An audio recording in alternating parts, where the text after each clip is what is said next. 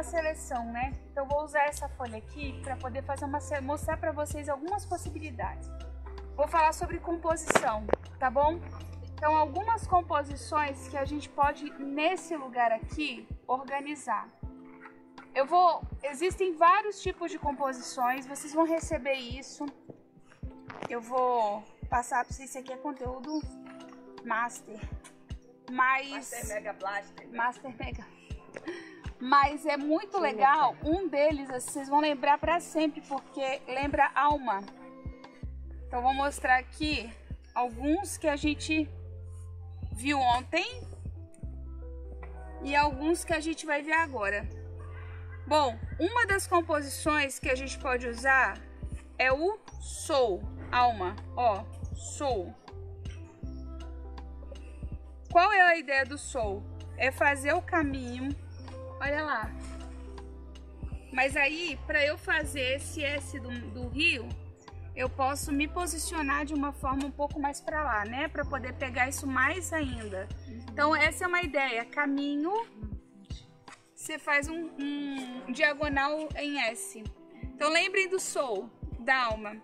A outra possibilidade é você, em tese, pensar no O. Ou seja, eu tenho um foco aqui, ó, bem no princípio. E aí vamos pensar aqui onde a gente aplicaria esse O. Talvez pelas matas, mas o U também. O U é isso aqui, ó. Imagina que eu venho aqui com coqueiro pra cá, coqueiro pra cá. Então eu vou fazer um. O O e o U são parecidos, mas esse daqui... eu tenho as imagens mais perto de mim, né? Ó, imagina que eu tô fazendo coqueiro aqui, né? Então eu tô criando a moldura. E o O, eu já teria, por exemplo, talvez eu já fecharia um pouquinho mais essa organização lá, ó. Como é que fala?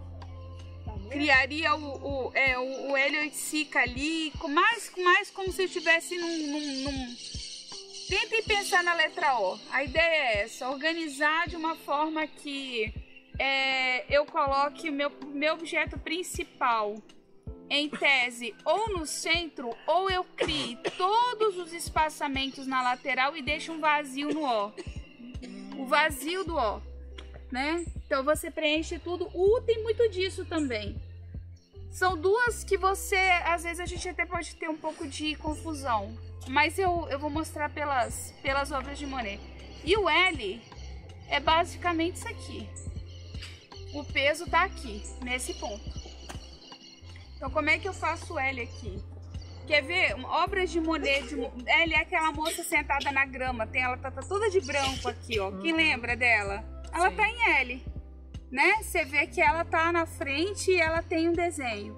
Tem obras de Monet que você percebe que ele cria todo um trabalho aqui atrás, mas a principal imagem tá aqui. Nessa composição, talvez, quando vocês tiverem dificuldade para buscar isso, vai pela câmera. Vai entendendo isso. Por exemplo, um L que eu posso pensar é a luz do sol que tá batendo lá. Ou a luz da sombra. Tá vendo aqui? Eu tenho uma sombra e tenho a sombra.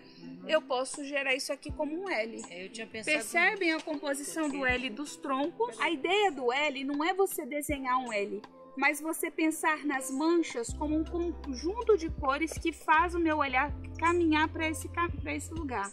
Em todo o tempo, quando a gente pensa nas composições gerais, a gente sempre vai ter a regra dos terços em mente. Todo mundo sabe o que é a regra do terço? Uhum.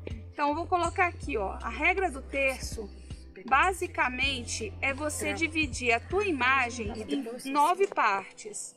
Os pontos de intersecção são os pontos mais importantes da minha visão. Isso aqui na fotografia, isso aqui, né, no retrato ou na paisagem, que a gente está trabalhando em formato paisagem, mas aqui eu estou mostrando em formato retrato. Olha o sol aqui, ó. O sol caminha de uma forma que eu posso até seguir aqui, mas ele vai buscar as intersecções. O ó, ele vai caminhar aqui, ó. Esse ponto do meio, a gente chama de ponto morto. É onde não tem nada. Na verdade, Jornal Nacional, sabe o William Bonner? Boa noite. Ele quer demonstrar imparcialidade, então ele tá no meio. É uma paisagem que não te causa. Geralmente, quando você trabalha com imagem, se você quer falar muito perto, você chega perto e fala: ei, gente, não sei o que, você cria dinamismo, porque teu olhar tem que passear. Então, uma boa composição, você vai pensar que você vai jogar os pontos mais fortes nesses lugares. De novo, ó, aí eu tenho, né? O formato do U, do O, é muito parecido esses dois. E o L aqui, ó. E como é que chama isso aqui? Você falou um terço? Aqui, a regra dos terços. Regra dos terços. Outra coisa, por que é tão importante vocês pensarem nisso? Porque quando a gente desenha a linha do horizonte, a gente não desenha no meio da folha. Ou a gente desenha num terço, ou a gente desenha no outro. Isso significa que eu vou evidenciar o céu, ou eu vou evidenciar a terra, a água. Entendeu? No nosso caso, eu vou provavelmente evidenciar o reflexo da água. Então, o céu não é nada. O céu é quase nada, daqui pra cima, entendeu? E aí aqui vai ser o meu trabalho. Então, eu posso pensar nisso. São muitas formas de equilíbrio que a gente vai criar na paisagem. Na apostila que eu vou dar para vocês, vocês vão ver o Monet usando todas essas possibilidades. Uma outra possibilidade muito usada, principalmente no Renascimento, é a regra do triângulo. Olha aqui, ó. Eu venho aqui, causo um equilíbrio dessa forma, né? Uma outra que a gente falou bastante ontem é a diagonal. Ou seja, o meu ponto mais profundo é esse aqui. Mais importante está aqui. Essa é a leitura diagonal. Tá vendo? Então, diagonal, né? Diagonal, triangular. Como você vê triangular? Quem já viu o Nascimento de Vênus de Botticelli? Lembram do Nascimento de Vênus? É aquela moça dentro da concha. Você vai ver ela aqui no meio. Você vai ver o anjo aqui, aí você vê o triângulo que é o nada, o vazio. Mona Lisa tá no triângulo. As Madonas, todas as Madonas, que tem Jesus, que tem João Batista de um lado, que tem São Francisco do outro, todas elas vão ter essa posição aqui. Elas vão estar aqui no meio a cabeça delas, as Marias. E aí vocês vão ter Jesus para dar o equilíbrio. Isso aqui gera equilíbrio. Tá bom?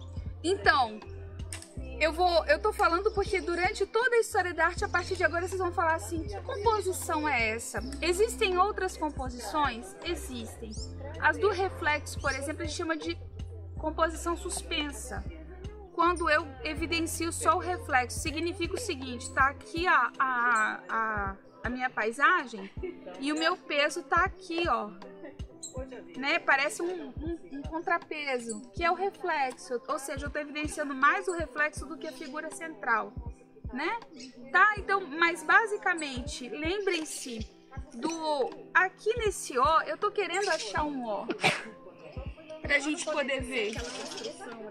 Às vezes, se você ficar aqui, ó, aqui dá pra ver o O lá, ó. Às vezes olha só, eu poderia pensar, tá vendo como é que na nossa tela a gente já tem a regra dos terços? Tá. Então a gente vai agora trabalhar, depois que já que vocês entenderam aqui, quais são as ideias aqui, essa rabisqueira. Você já viu o livro da Feiga? Já leu? Já. Feiga Ostrover? Ela no início dos capítulos ela mostra isso. A Feiga é incrível. Inclusive uma das autoras que eu aconselho todo mundo a ler. Que ela faz a gente ler imagens. Faiga. Ela ensina a gente a ler imagens. Ela foi minha... os estudos dela foram para minha formação como arte educadora fundamentais, né? Eu tenho uma aluna que se chama Faiga por causa da Faiga. A família dela é búlgara. Aí ela falou assim que o avô, que era artista, mandou ela. O Weizsäcker, ele dá, no cenário dele, ele dá a parte... aulas de estudo do livro da Faiga, e a Faiga escreveu um livro que ela ensinou arte para pessoas do chão de fábrica, então para gente que não entende arte. Aí ela começa o livro, o capítulo 1, explicando isso, assim, a forma que o artista fala para mostrar, dar ênfase naquilo que ele quer, ou em S, ou em O, em quadrado, né? Bastante. Esses equilíbrios. Esse planejamento, né? Porque não é aleatório. Porque quando você... e para que tudo isso? Para que você direcione o olhar do espectador a encontrar um ponto focal. Você precisa ter... Você não pode fazer assim, você não pode gastar sua energia fazendo tudo ser muito bem trabalhado. O seu lugar é onde você quer que a pessoa veja de fato. E ali você trabalha bem. O resto você cria manchas que geram a ideia e que levam teu olhar para passear. Isso é legal porque não cansa o olhar do espectador, ele vai ficar passeando, mas ele sempre volta para aquele lugar. A Última Ceia de Cristo, a Última Ceia do Da Vinci, a Última Ceia do Da Vinci, você vê que todas as imagens, todas as linhas levam para a cabeça de Cristo, mas você não fica nela o tempo todo, você olha para todos os personagens.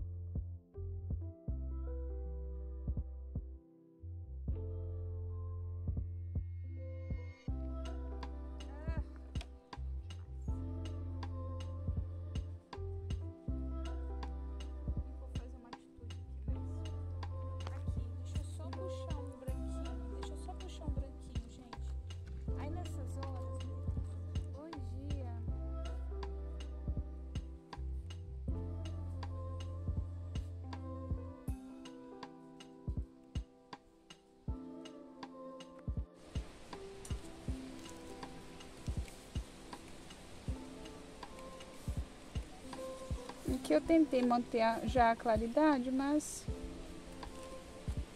talvez.